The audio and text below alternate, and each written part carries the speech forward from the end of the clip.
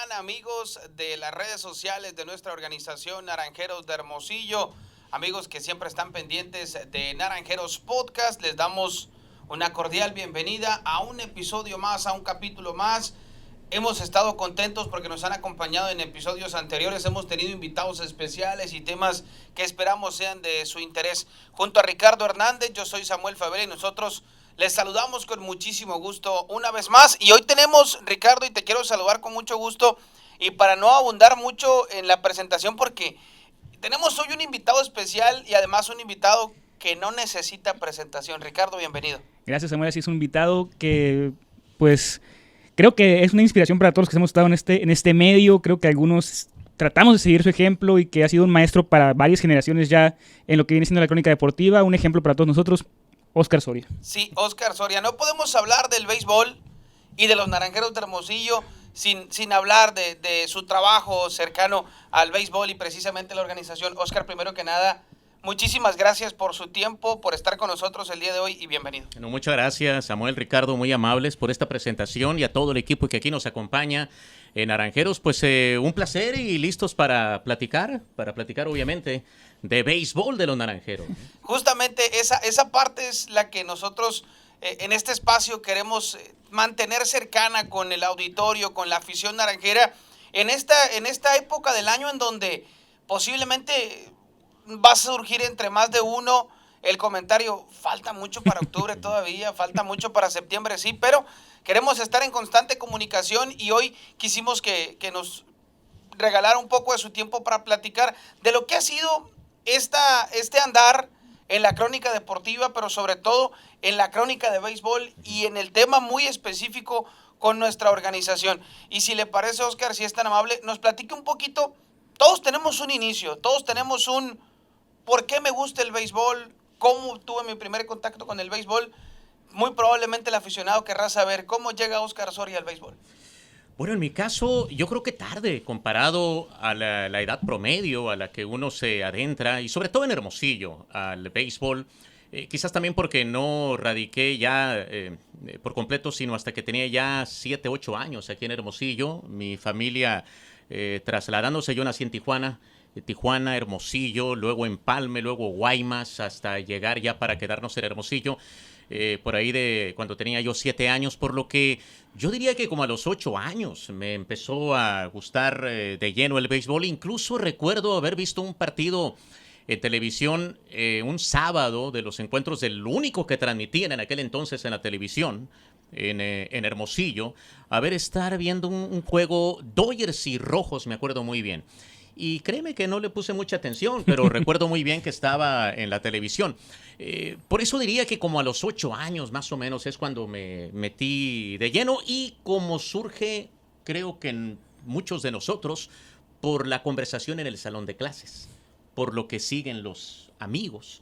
Y era la conversación que dominaba en aquel entonces. Todo el mundo era o Reggie Jackson, o Pete Rose, o Héctor Espino, Mario Mendoza. Entonces, por aquel entonces es cuando me empecé a meter de lleno. Pero insisto, creo que comparado con la edad promedio, algo tarde, como hasta los 8 años de edad. ¿Cuál es su primer recuerdo ya yendo al estadio a ver aquí béisbol aquí de los Naranjeros? El primer recuerdo debe ser por ahí más o menos del 78, 79 en el Héctor Espino. Y fue con una amistad de unos primos, Roberto Varela, con primos, los Grijalva Noriega, que recuerdo haber ido al Héctor Espino, y Roberto Varela, recuerdo que muy amigo de don Sergio Valencia, gran entrenador de tantos años aquí en Hermosillo. El famoso campeón. El famoso campeón. Roberto Varela tuvo una amistad de muchos años con Sergio.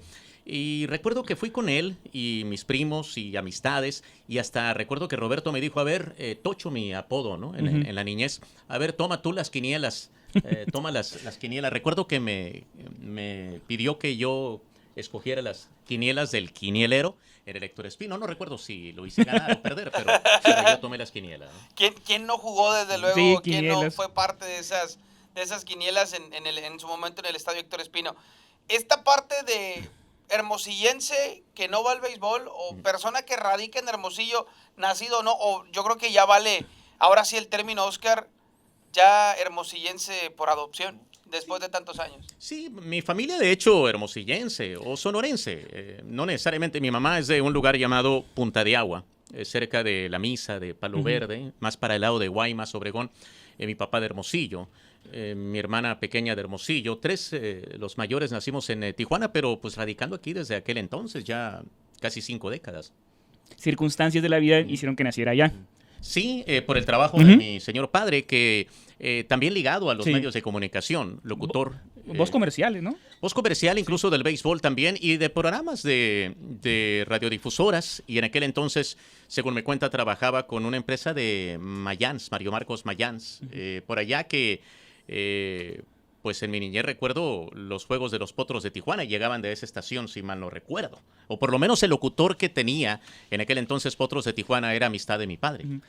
Sabemos que pues, la decisión del gusto por el deporte lo tomó desde la niñez, pero usted estudió una carrera totalmente diferente de lo que viene siendo comunicación o algo enfocado al periodismo deportivo, ¿no? Sí, de esas indecisiones a lo mejor de la juventud, de tantas que hay. Incluso en el último año de preparatoria estaba en sistema Covach y eran 13 áreas.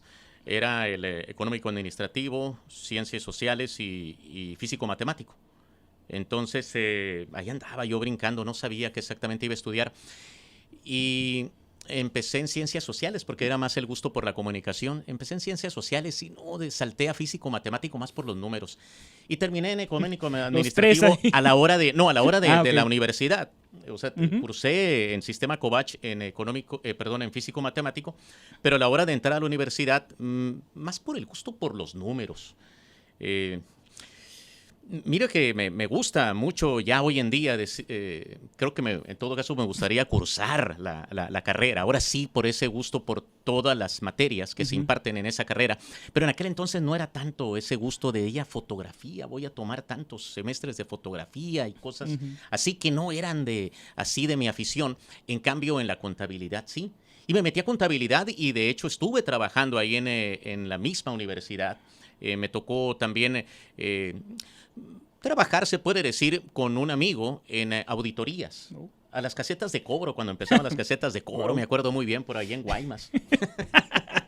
De las cosas curiosas, Oscar. Sí, porque incluso yo creo que la de Guaymas fue la primera aquí en Sonora. Y luego me acuerdo que me tocó ir allá a Estación Don. Por aquellos rumbos también a auditorías de casetas de cobro, ¿no? Ahí recorría todas las casetas entonces. Sí, para el norte pues Magdalena nada más, ¿no?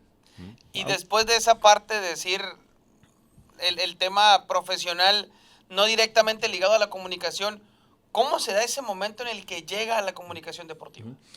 Bueno, el gusto era siempre, desde que me metí al béisbol el 78, 79, los 8, 9 años de edad, me gustaba mucho escuchar las transmisiones de radio en aquel entonces y también de televisión, pero más de radio, porque en radio era todos los juegos, por televisión eran muy pocos partidos los que se transmitían. Y creo que de ahí empezó inmediatamente la afición. Entonces, por ahí cuando tenía 18 años fue cuando más de lleno quise entrar, me animé pidiendo la oportunidad. Y se abrió la puerta simplemente como observador en aquella temporada que fue la 88-89, que fue una mala temporada de Naranjeros, por cierto, no fueron a playoff. Estaba más difícil pasar porque eran 8 equipos y pasaban 4. El caso es que en ese 88-89 se dio la oportunidad, tocando puertas, se abrieron las puertas y pues ahí empezó, así empezó. Nada más en aquel entonces me tocaba ir a la temporada. Se acababa la temporada y yo ya no me paraba ni en Telemax ni en el estadio, obviamente. ¿Cómo fue ese acercamiento y llegar con una leyenda en aquel momento de la crónica deportiva de televisión como don Carlos Andrés Vázquez Castro y pedir esa oportunidad? Sí, bueno, yo tuve esa fortuna de la... digamos, la labor también de mi señor padre, las conexiones, el hecho de estar metido dentro de los medios de comunicación donde por lo menos que se abriera la puerta. Ya lo demás iba a estar en uno, pero tener esa oportunidad de que se abriera la puerta. Entonces, mi padre, con la amistad con don Carlos Andrés Vázquez Castro, con Mr. Curbón Diámetro, fue como, sí, me acuerdo muy bien que me dijo que me reportara el día inaugural, ahí a la cabina, y que ahí me iban a decir exactamente cómo iba a estar mi transitar, cómo iba a estar el inicio. De inaugural, recuerdo, Mexicali Hermosillo, ¿Y por qué sería? Ah, es que no estuvo Tijuana en esa campaña. No jugó Tijuana en esa temporada. Entonces la inauguración fue contra Mexicali. Recuerdo muy bien que llegué a la cabina con un calor bueno y con el típico día inaugural, con tantas cosas sueltas y demás. Recuerdo que me dijo don Carlos, hoy no va a ser.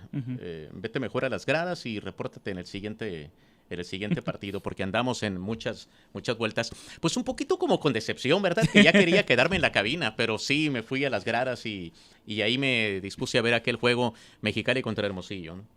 Y usted no inició narrando, lo mandaron primero a estar cubriendo terreno, ¿verdad? Sí, de hecho en ese 88-89 en cabina y simplemente observador. Y no tenían en esa temporada a nivel terreno de juego. Al final fue cuando ya me empezaron a dar el micrófono. Recuerdo que lo primero que dije fue la labor de picheo del pitcher Jaime Orozco, de los Tomateros de Culiacán. Un día antes de que lanzara el siguiente carrera, Kurt Schilling. 9 de noviembre del 88 fue entonces. ¿Fue el sin hit? No, el sin hit fue el 10. Fue el 10. Entonces sí, el 9 fue cuando di la labor de Jaime Orozco en aquella ocasión. Y es que no transmitimos el de Schilling porque en aquel entonces se transmitía el primero y el último de la serie. Mala suerte que no tuvo cobertura por televisión el juego de Kurt Schilling, histórico aquí en Hermosillo. Entonces, transcurrió esa temporada 88-89, como decía hace rato, no fue una buena campaña para Naranjeros. Hubo buenas individualidades, recuerdo Kevin Reimer, un extranjero que traían, pegó como 17 jonrones, 16, una muy buena actuación que tuvo. Tuvo por ahí lo de Schilling, obviamente, el sin hit y carrera. ¿Fue Larry Walker también esa temporada? Fue la previa, la de Walker. Previa, okay. Walker fue 87-88. Cuando se lastimó y todo. Cuando se lastimó. Y yo empecé 88-89. Entonces ahí básicamente me tocaba dar la labor del pitcher, básicamente. Y ya la 89-90 me dieron más oportunidades y en esa 89-90 el equipo fue campeón. Fue campeón y para fortuna mía hasta me contemplaron para ir a la final. La transmitieron, el juego de campeonato fue en Navojoa, en el Ciclón Echeverría. Entonces transmitimos los dos de aquí de Hermosillo y luego se fueron a Navojoa y en 3 más allá fue como se coronó Naranjeros y fue una satisfacción inmensa. Ahí estaba en cabina. La siguiente temporada, 90-91 y 91-92, estuvo a nivel terreno de juego. 90-91 hizo convenio, no solo Naranjeros, sino la liga, con la empresa Multideporte. Y entonces Multideporte, Multivisión, mandaba a un cronista. Se aprovechaba la oportunidad que se tenía con Telemax de estar en el satélite para, con los tiempos aquellos tan diferentes como ahora, con las comunicaciones, de cómo mandar la señal a todo México. Entiendo que fue la razón por la cual Telemax se hizo ese convenio con Multideporte y transmitían básicamente juegos de Naranjeros. Multideporte mandaba a sus cronistas. Entonces yo estuve a nivel terreno del juego, mandaban la señal a México, se veía en toda la República Mexicana por sistema de cable. Y ya la siguiente, 91-92, ahí entró Televisa, si mal no recuerdo. Sí, ya. Fueron 2 años de Televisa. En las transmisiones. Nacional. Pero yo de cualquier forma estuve a nivel terreno de juego y fue hasta la 92-93 cuando ya me dieron la oportunidad de narrar partidos. Y de ahí hasta ahorita. Y de ahí hasta el día de hoy. Momento. Sí. Así es. Estamos hablando de más de, ¿qué? ¿28 años? Sí, prácticamente. Sí, desde el 92, sí, 28, 29, o 28, 29 temporadas, ¿no? De tiempo completo. Hablando de esas 28, 29 temporadas, ha habido grandes momentos, momentos que van a quedar en el recuerdo de muchos aficionados, pero que algunos habrán quedado también en su recuerdo por algo en particular, Oscar, que nos pueda compartir. Bueno, de los Naranjeros siempre lo he dicho, el juego de la semifinal 99-2000, Culiacán-Hermosillo, juego 7 de la semifinal, fue dramático, buenísimo. Se fueron extra innings, se acabó como a la 1 de la mañana. No a la 1, pero sí fue más allá de las 12. Juego emocionante de toma y daca. Ganaba Naranjeros como por 7, 8 carreras y el que ganaba ese partido ya se metía a la final con la rivalidad Culiacán-Hermosillo al máximo. Y que Karim pega 2 jonrones, empate el partido, Karim García pega 2 jonrones, empate el juego. Bueno, fue un partido monumental, digamos, en términos también extra. El de Daniel Espino, ¿es verdad? El de Daniel Espino, que se vuela la barda también.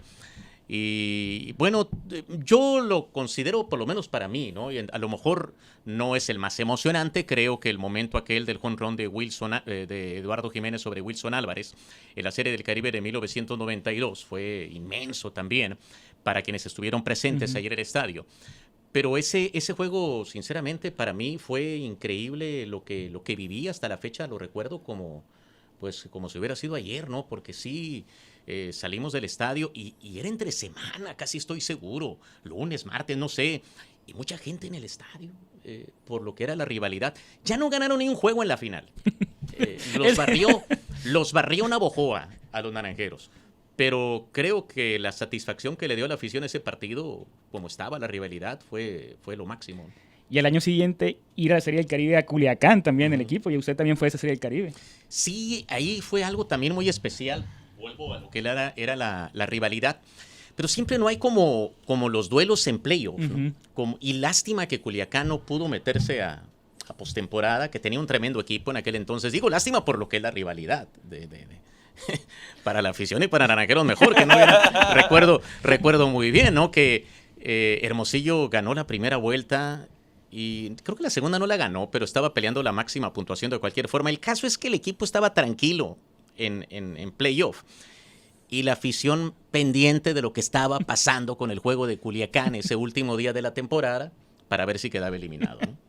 Hablaba ahorita, Oscar, y hago un pequeño paréntesis sin soltar del completo a Naranjeros, porque entiendo que hay, digamos, una razón o fue el camino, además de trabajar durante estos ya 28, 29 temporadas directamente en el béisbol con los juegos de los Naranjeros de Hermosillo, también le toca trabajar en el béisbol de Estados Unidos, en el béisbol de Grandes Ligas, y esa parte de decir cómo se da esa oportunidad, cómo llega o cómo se busca esa oportunidad de brincar al béisbol de ligas mayores. Bueno, cuando estaba el equipo de expansión, los Diamondbacks, fíjate qué curioso, transmitíamos la Serie del Caribe del 97, temporada 96-97, y el compañero de las transmisiones en aquel entonces, Francisco Ernesto Ruiz, laboraba con el equipo de los Astros de Houston.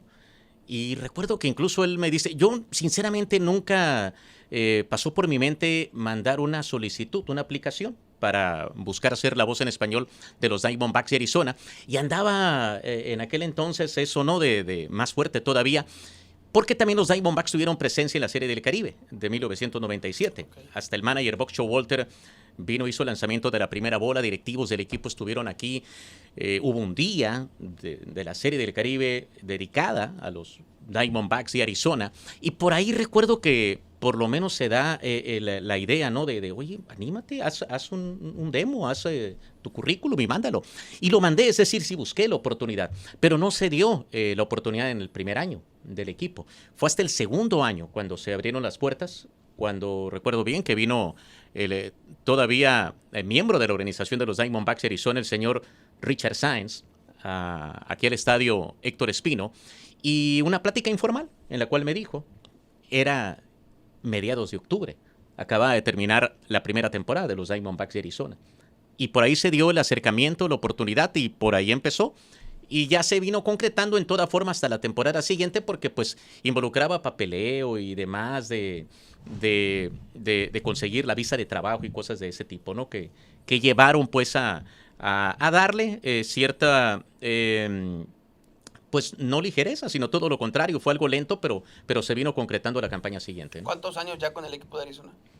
Pues son 22, 23 años, ¿no? 22, 23. Y en la tercera temporada ya esa Serie Mundial inolvidable también del 2001, ¿verdad? Sí, la Serie Mundial del 2001. Es increíble lo que ocurre con el paso de los años. Creo que es cuando más uno dimensiona de lo que fue testigo, lo que vivió por todo lo acontecido, lo que cambió el mundo en aquel 2001 con el atentado a las Torres Gemelas y que el hecho de que Nueva York fuera la Serie Mundial, que los Yankees estuvieran ahí contra los Diamondbacks, pues era esa sensación de que era todo mundo contra los Diamondbacks. Todo el mundo quería que ganaran los Yankees, era la sensación. Así se percibía, creo yo, ¿no? Bueno, que la afición de Nueva York que tenga esa satisfacción de... Pero es curioso porque fíjate que fuimos, recuerdo, a la Zona Cero, a una plática que tuvieron peloteros de los Diamondbacks con trabajadores, con voluntarios, con bomberos que estaban ahí levantando escombros y demás, pues había pasado apenas mes y medio de la temporada. Sí, de hecho se retrasó un poco la Serie Mundial por eso mismo, ¿verdad? Sí, y recuerdo en unas pláticas que tuvo Curt Schilling, que siempre muy bueno para hablar, vuelve Schilling a la conversación aquí, al tema. Schilling, estrella de los Diamondbacks en aquel entonces, muy bueno para dirigirse.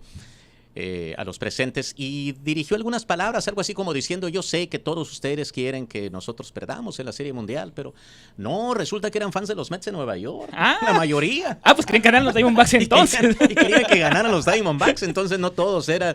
Y yo creo que cualquier aficionado al béisbol sabe que hay muchos que no quieren a los Yankees. Es el equipo pues más seguido, creo, en el béisbol. Yankees de Nueva York, pero también existen los aficionados del otro lado que los quieren ver caer, ¿no? Y en aquel entonces recuerdo que estaban fans de los Mets de Nueva York que estaban con los Diamondbacks de Arizona. Esta parte, Oscar, regresando al tema Naranjeros de Hermosillo sin dejar al equipo de Arizona, ¿cómo es la vida o cómo es el año en términos de béisbol de Oscar Soria? Es decir, son yo creo menos los días de no tener béisbol, de no tener que necesariamente estar en una cabina de transmisión, pero debe ser, lo entiendo, sobre todo para el aficionado que disfruta el béisbol día con día, para el aficionado que quiere estar siempre pendiente del juego de pelota, debe ser también muy, muy interesante. Sí, algo demandante definitivamente, que se necesita mucha disciplina para tratar de pues hacer el trabajo lo mejor posible. Obviamente no todos los partidos pueden salir como uno quisiera, pero por lo menos que no estén tan alejados de como uno quisiera. Y lo que siempre he mencionado, pues no tenemos derecho a fallar. Si es por una enfermedad, sí. Si es por un día que de plano andaba uno muy ocupado, ni hablar, pero se supone que debemos estar ahí mientras no sea cuestión de enfermedad. Estar al máximo, bien preparados en cada partido, porque pues hay gente que nos está escuchando y está esperando que le demos un buen producto. Por lo mismo creo que sí tiene mucho que ver la disciplina, donde pues ese día a día, estar por lo menos mínimo checar la información de lo que está aconteciendo, que no te tomen fuera de base también. Y yo lo que hago a lo largo de la campaña, incluso cuando me está tocando transmitir juegos de ligas mayores, es estar siguiendo la Liga Mexicana por todo lo que está aconteciendo y ver, sobre todo, de peloteros de Naranjeros, qué está pasando con ellos, para estar familiarizado y pues hacer los apuntes, porque la memoria también falla mucho, y hacer mi cuaderno que voy a usar en el siguiente octubre, noviembre, diciembre, y cuando estoy aquí, pues hacer el cuaderno de ligas mayores, que conste que es más sencillo el de ligas mayores porque fluye mucho más información. Sí. Para pelota invernal no tanto, no ¿verdad? No es tanto. Uno tiene que meterse de lleno, reportear día a día, pero es parte de la magia también de esto. A mí me fascina también enterarme de anécdotas, historias de los peloteros y claro, encontrar la mejor manera de contarlas al aire, que de eso se trata también esto, ¿no? De escoger el momento. Hay unas que se me quedan, incluso no digo se me quedan de un partido para otro, no, de una temporada para otra. Ni modo, emplearé la temporada que entra. Pero es parte, creo, a la pregunta del día a día, estar checando la información, en ocasiones haciendo llamadas. Tengo la fortuna de estar transmitiendo al año unos 200 y pico de partidos, o ponle alrededor de 200 partidos, que pues por lo mismo no hay cómo estar que tu cerebro esté funcionando alrededor del béisbol para que te surjan curiosidades, ideas, y las anoto y digo, mira, me surgió esta duda, se la preguntaré a un coach, se la preguntaré a un manager en invierno, detalles de ese tipo, y pues bajo al cuaderno muchísimas cosas que yo sé que me van a servir meses después, y más o menos es la disciplina que llevo, porque pues ustedes también les toca transmitir juegos de béisbol, y saben perfectamente lo que demanda un partido de béisbol, más hoy en día, que los encuentros se van, un juego rápido es de 3 horas 20, sí, 3 horas y media. Entonces es estar al aire muchísimo tiempo y tratando de hacerlo lo más ameno posible y combinar por aquí, por allá, por lo que sí se ha convertido el béisbol creo yo, en una crónica más demandante. Sí tenemos mucho más recursos de los que se tenía anteriormente, que digamos por ahí compensa, ¿no? Por lo menos tenemos esa facilidad de los recursos de la actualidad que no los tenían antes, ¿no? Hablemos un poquito, Oscar, de esa parte del tema tecnología, lo que hay hoy en día y lo que había hace una buena cantidad de tiempo. Para ser claros, me refiero a, por ejemplo, el seguir la crónica de un juego de Grandes Ligas hoy está al alcance de cualquiera. En la transmisión del equipo de casa, del equipo visitante. Español-inglés por las plataformas digitales, a lo que había hace 10, 15, 20 años más o menos. Sí, no, pues yo era fan de los Rojos de Cincinnati, recuerdo, en mi niñez y en la temporada 82, y ahí está el Baseball Reference para Para corroborar. En la temporada 82 que inauguró contra Cachorros Rojos, ¿y cómo me entero? ¿Y cómo me entero, no? Me fui al Hermosillo Flash. Para estar checando el resultado ahí. Para estar checando. Y para mala suerte mía, Bomb Wheels pega doble remolcador de no sé cuántas carreras, y Cachorros le gana a Rojos de Cincinnati 3-2 o 4-3, algo por el estilo. No, es muy distinto. Como decía hace rato en el programa, al inicio, de los juegos que se transmitían en aquel entonces, como decía yo viendo el juego Rojos contra Dodgers en el 78 más o menos, era nada más uno a la semana, un solo partido a la semana. Recuerdo un sábado pasaron Cardenales Rojos, que gana Rojos, y el lunes siguiente en la escuela yo luciéndome, ¿no? ¿Vieron el juego del sábado? Que Rojos le ganó a Cardenales, porque era lo único que veíamos. Y pensar que había muchísimos partidos a la semana, pero nada más teníamos la oportunidad de ver uno y escucharlos por radio. Eso sí, me tocó en mi niñez que se transmitieran por radio en Hermosillo juegos, todos los de los Dodgers de Los Ángeles y todos los de los Padres de San Diego, y por ahí llegaron a transmitir también partidos los Atléticos de Oakland. Esa era la magia que tenía la radio entonces, que era que estaba más cercano para toda la afición, ¿verdad? Incluso de Houston, fíjate, ¿Sí? también se llegaron a transmitir ya un poquito más, ya más grande, ya en mi juventud. Recuerdo que se transmitieron juegos de los Astros de Houston también aquí en Hermosillo. Era definitivamente la manera como más seguíamos el juego en aquel entonces. Y me acuerdo yo también que en algún momento llegaron los Diamondbacks a transmitir casi todos los juegos aquí en Hermosillo, ¿verdad? También llegaron a transmitir. Sí. Exacto. Ahora nada más en domingo se transmiten. Pero sí, ese es parte también. Es lo bonito también, yo creo, lo que buscan los equipos de ligas mayores, el tener presencia en América Latina. La parte está, Oscar, de trabajar en invierno, televisión, en verano, radio, debe de ser, además de lo que comentaba hace un momento, demandante, debe ser hasta cierto punto complicado tener que cambiar el chip al momento de que acaba una temporada y empieza la otra. Sí, fíjate, eso es en términos de la narración en sí, ¿verdad? Del estilo de radio, televisión. Y hay otro incluso todavía que trato de educarme de la mejor manera posible para no fallar en eso, que es el lenguaje. Sí. Que es el lenguaje, porque no debe ser así, ¿no? Pero la audiencia más relax, digamos, en el lenguaje por allá en Phoenix al menos, más el Spanglish, si tú quieres, ¿no? Sí. En ese sentido de que no tienes que decir la palabra correctamente, pero trata uno de hacerlo correctamente.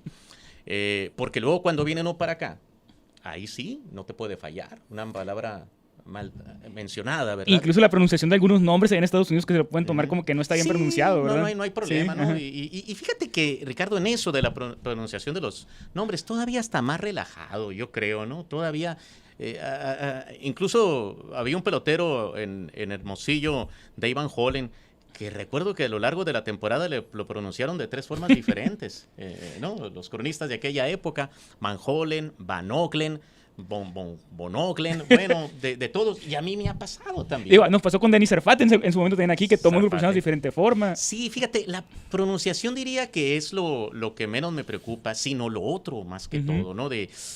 Y cuando empieza la temporada, incluso en ocasiones ahí estoy, que no vaya a decir una palabra muy mal dicha, ¿no? No sé, como decido por el participio que tanto en ocasiones nos meten problemas, ¿verdad? Ese tipo de detalles, en todo caso, retos al inicio de la campaña, ya para la segunda, tercera serie como que ya es más va agarrando confianza, sí, ya. Y no debería de ser así porque es español y español, pero te digo, quizás es más relax y debería de uno ser uniforme. Totalmente. Esta etapa en donde dejar el Estadio Héctor Espino, hablando en términos del trabajo que era realizado en el Estadio Héctor Espino, en la antigua casa de los Naranjeros de Hermosillo, y ahora el Estadio Sonora, vemos el relevo generacional en el tema aficionados, que también cambia bastante, y por ende cambia también el auditorio. También cambia el aficionado, no solo el que viene al parque de pelotas, sino el que está en casa. Es decir, aquel que tenía tal vez una poca interacción con la transmisión, como el que hoy día con cualquier dispositivo electrónico lo puede hacer con solamente aplastar un botón. Sí, es increíble también eso, cómo ha cambiado, cómo el paso del estadio Héctor Espino al Estadio Sonora lo tomó al equipo Naranjeros en eso justamente, ¿no? En las redes sociales, en cómo cambió también el aficionado. Es entretenido. Yo ya no pudiera decir que lo vivo tan de cerca, digo, a nivel tribunas, el estar viendo las tribunas. Yo más que todo la pantalla gigante es lo que veo y me divierto también. De alguna manera sacan sus ocurrencias los aficionados. Es increíble las ocurrencias, el ingenio que tiene el aficionado, la manera como que se divierte. Entiendo perfectamente que es el trabajo del equipo, que es el trabajo de animación, que tratar de convertir en el estadio en eso, en una diversión. Pero justamente, fíjate, cuando yo salía en ocasiones del estadio Héctor Espino, bajaba la rampa, ¿no?, del estadio Héctor Espino, y el equipo sufría una derrota dolorosa. Parecía que yo tenía la culpa, ¿no? Sentía, ¿no? O sea, como que yo era el manager o el directivo, ve y dile, ¿y por qué hicieron esto y por qué el otro? Esa manera como la afición le dolía las derrotas. No digo que ahora no le duelan, Hay aficionados que le duele cada derrota, pero como que se dijera de una mejor manera, no sé si sea también que vienen y pasan un buen momento, que es una afición más relajada, no sé. Sí hay aficionados que le duelen y mucho y exigen en cada partido, pero me parece que incluso, eso lo he visto, ustedes lo han visto, pierden un juego dolorosísimo y está la fiesta, digo en estas últimas campañas, no, pero antes de la pandemia, cómo estaba la fiesta en las afueras del estadio, ¿no? Toca un punto al que apenas iba a llegar, pero nos adelantamos un poco. Béisbol en tiempos de pandemia, tanto en el béisbol de Estados Unidos como en Liga Mexicana del Pacífico, le tocó vivirlo. Para que nos ponga en ejemplo, si no estoy en lo incorrecto, el andar día a día en el béisbol de ligas mayores con el equipo de Arizona era estar viajando a las diferentes plazas y de un día para otro ir a trabajar solo desde una cabina, y el tema venir a invierno y venir a trabajar en un estadio vacío, de las cosas raras que tuvo también, o por llamarlas de alguna manera, a las que hubo que adaptarse. Sí, en lo personal no fue tan drástico el cambio, porque ya ven que me ha tocado transmitir juegos desde estudio. Sí. En Telemax nos tocó por varias campañas, mientras el equipo viajaba, recibir la señal y transmitirla desde el estudio, pasar de esa manera los encuentros. Diría que no fue tan difícil por lo mismo, porque ya estaba con cierta costumbre, porque ya estaba familiarizado y porque nos dieron todas las facilidades del mundo, diferentes tomas, teníamos varias tomas, el campo total para ver las formaciones defensivas que tan importantes son para seguir hoy en día. Entonces fue extraño en eso de no tener aficionados cuando el equipo estaba jugando en casa. Ahí fue el gran reto, y más lo que viví en Hermosillo con lo que decía hace rato, las ocurrencias, la gente, la imaginación que tiene, cómo creo que convierte el espectáculo. El mismo aficionado convierte el espectáculo de la Liga Mexicana del Pacífico en uno de mayor calidad desde mi punto de vista. La afición tiene su crédito también en divertir a los demás aficionados, porque son muy ocurrentes, son buenísimos, la verdad. El ingenio es fabuloso. Entonces, el estar en el estadio Sonora, y de repente, pues, ¿cuál cámara del beso, no? Y no sé, tantas promociones que ponen ahí en el estadio. Ah, caray, no, pues karaoke todavía no había. Creo que el karaoke empezó este año, ¿no? Sí. En el Estadio Sonora. Pero detalles que había, que uno estaba acostumbrado, y pues no hay nada, ¿no? Fue difícil acostumbrarse. A mí me pasó una anécdota, pues, chusca, que pudo haber sido catastrófica en el Estadio Chase en Phoenix, a propósito de la pandemia, de lo que vivimos en esa época, más el 2020, más que el 2021, porque el 2021 siempre hubo aficionados. Lo que pasó es que cuando el equipo salía a gira, transmitíamos desde el Estadio Chase también. Pero en el 2020, cuando no había aficionados en ningún estadio, jugaban partidos interescuadras en el Chase, los que se quedaban en el campo alterno de entrenamiento, que tenían su roster de hasta 28, 29 peloteros, pero ya ven que se quedaban peloteros entrenando en el estadio. Entonces jugaban partidos en el Chase.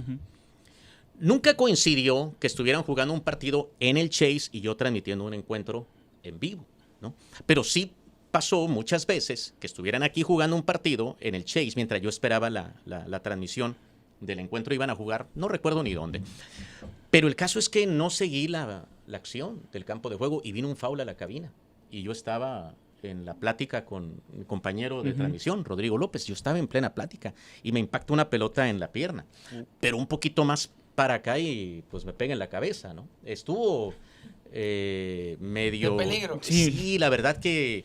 Y yo tanto que lo he estado consciente de eso, no perder de vista la pelota, pero pues se me fue que estaba el partido aquí de interescuadras, de Diamondbacks contra Diamondbacks, pues, mientras el equipo estaba en gira y por poco y me llevo un pelotazo, que pues si es en el brazo, en la pierna, no hay problema, pero sí estuvo cerca de ser en la cabeza, ¿no? De las anécdotas o de los momentos que, digo, quedan para mucho tiempo. Se preguntará el aficionado porque nos han tenido o hemos tenido la oportunidad de que nos hagan esa pregunta, el hecho de estar prácticamente en todos los juegos aquí día con día, caen los pelotazos, cuántos cristales no han quedado en el camino precisamente en esos momentos y cuántas anécdotas habrá alrededor del béisbol. Y es un tema en el que tal vez el aficionado no lo conoce tanto, la oportunidad que tiene la persona que trabaja en la comunicación deportiva o en la transmisión de un juego de pelota de llegar 2-3 horas antes de que el partido arranca, ir tal vez por alguna entrevista, por alguna pregunta, saludar a tal o cual pelotero y que al final uno, quiera o no, termina por, si no hacer una amistad, tener una buena relación con los peloteros. De esos peloteros que no falta el bromista, de esos que no falta el que no solamente bromea con palabras, sino que te hace bromas, que te esconde la grabadora, que te esconde el micrófono, que te quita el tripié.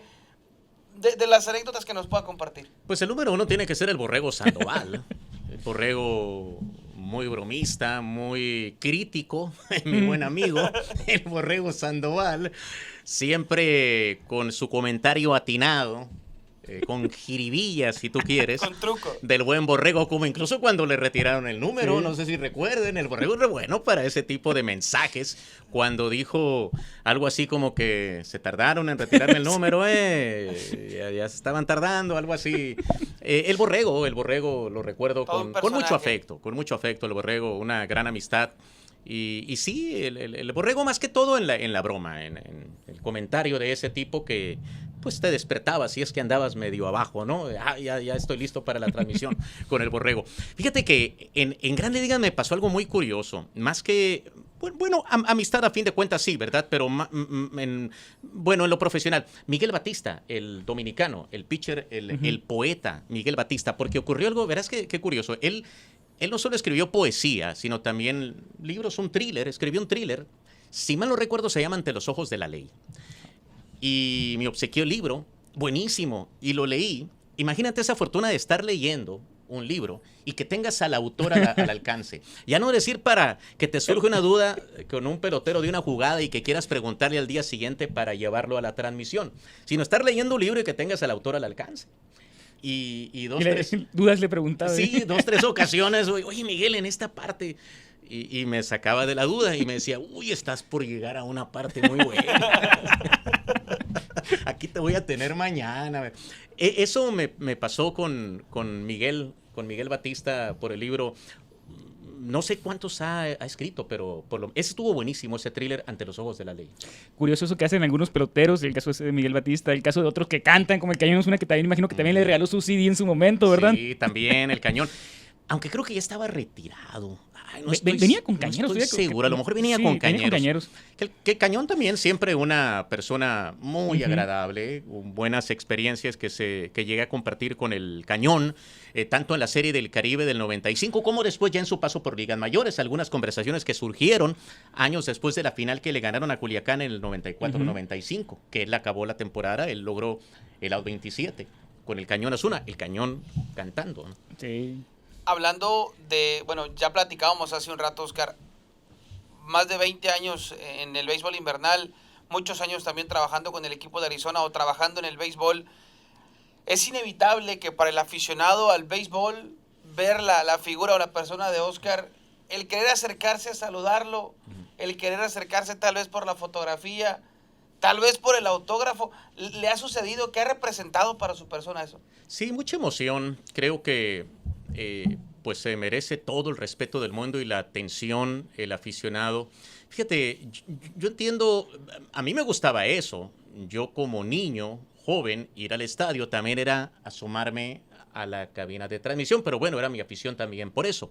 pero habrá quienes tengan esa afición. Entonces, pues se trata al mismo tiempo de convertir esa experiencia para el aficionado en una, pues todavía mejor, tratando pues de contribuir de alguna manera. Yo estoy muy orgulloso de todo lo que hay en el Estadio Sonora, de todo lo que acontece, de todo ese gran trabajo que existe en el equipo Naranjeros de Hermosillo, porque creo que se le da una buena experiencia al aficionado. Y si puedo ser parte mínimamente de esa experiencia, que mejor. Raúl Alcántara, ya ves que lleva grupos de patrocinadores, de aficionados, a hacer tours por el estadio, y en más de una ocasión le he mencionado a Raúl por la timidez, en ocasiones la pena con la que me aborda. Oye, Oscar, ¿no te molesta si paso a los aficionados? Pues para nada, incluso en plena transmisión.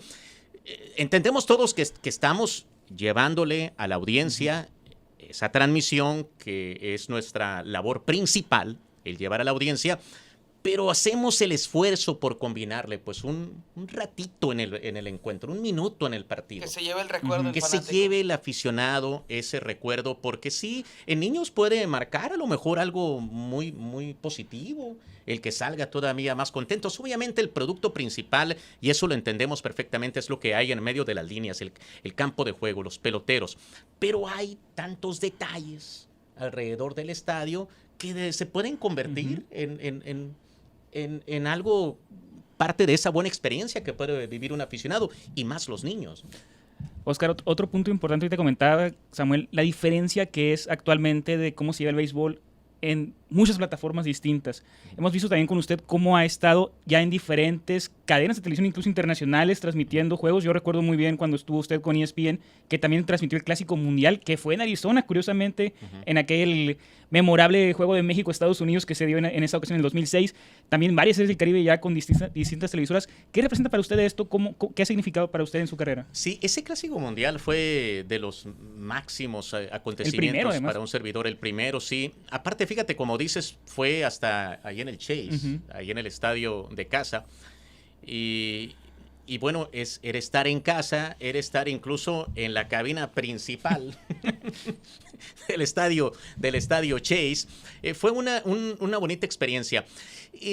Sí, en ESPN diría la más demandante, utilizo otra vez esta palabra, en el aspecto de lo que exige la transmisión. Sí está uno acostumbrado a que le estén hablando al oído, ¿no? Que le estén hablando al chícharo, al audífono, con indicaciones al momento de estar narrando, y tiene que hacer esa labor, coordinar, el saber, ¿no? Escuchar y no perder la idea de lo que estás hablando. Pero en ESPN era impresionante la cantidad de indicaciones. Creo que es lo que más ha exigido en mi carrera hasta ahora. Incluso con los Diamondbacks nos toca transmitir juegos por televisión. Hay indicaciones, pero no se compara con todas las de ESPN. Vamos con, no sé, la cámara del diamante, vamos con el promo del fútbol argentino, vamos con el promo del fútbol europeo y ahora fútbol americano. De que uno tiene que, cuando el productor lo indica, leer el promo mientras sale al aire, el promocional. Había mucha promoción en los juegos esos. Me parece que es lo que más demanda. Fíjate, y aquí no necesariamente vamos ahora con la entrevista de fulanito de tal.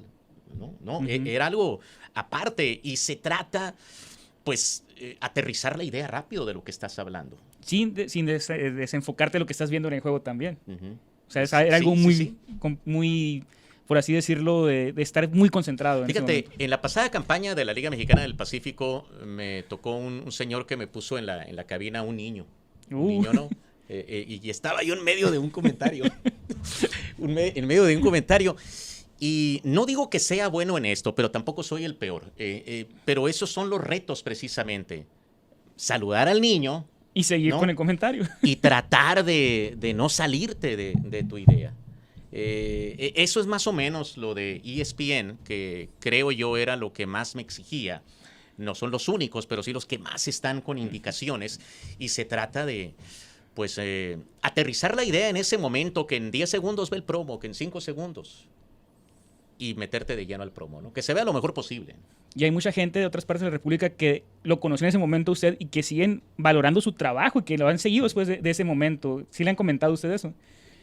Pues me imagino, la verdad, porque sí fue, pues llegar, bueno, incluso hasta Miguel Montero, recuerdo el catcher de los Diamondbacks de Arizona, recuerdo que me llegó a mencionar, oye, ya te vi durante la temporada en mi tierra, en Venezuela. Sí, el alcance de ESPN, pues es enorme, incluso se veía en todo Estados Unidos por ESPN Deportes en aquel entonces, ¿no? Hablar, Oscar, de lo que ha sido el trabajo directamente en Naranjeros, en Liga Mexicana del Pacífico, pero ha habido ocasiones en las que acaba la campaña y se acabó temprano para Naranjeros en términos de se llegó a la primera o a la segunda ronda del playoff o tal vez hasta la final, pero no Serie del Caribe, y el tener la oportunidad de seguir trabajando o de seguir llevando la emoción del béisbol, del clásico caribeño, en este caso al aficionado, también debe ser muy especial. Sí, definitivamente. Creo que desde que empecé, pues era el máximo sueño.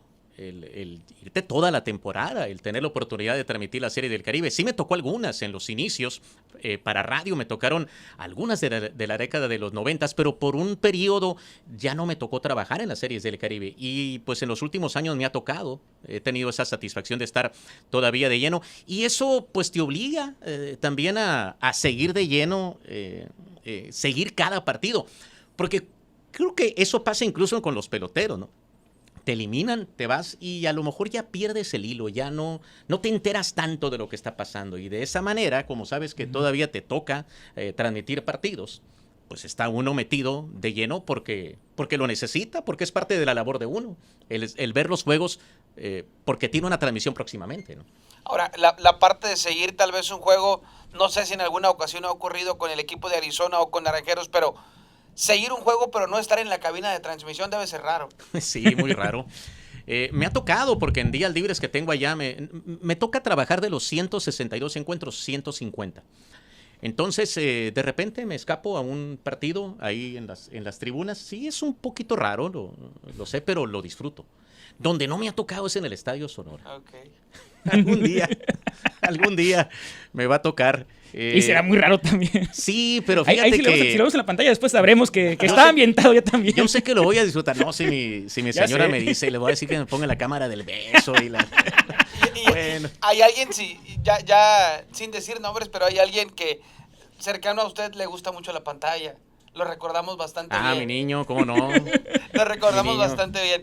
Oscar, no podemos terminar este espacio, se nos está agotando el tiempo, pero no podemos terminarlo sin que nos comparta algo a lo personal. Lo recordé ahorita, hablábamos de juegos muy especiales, de momentos memorables, de cuestiones que, como lo decía ahorita, por ejemplo, al aficionado no se le va a olvidar la experiencia, independientemente que tal vez no fue el mejor partido, pero para él lo fue y se le va a quedar en la memoria por muchos años.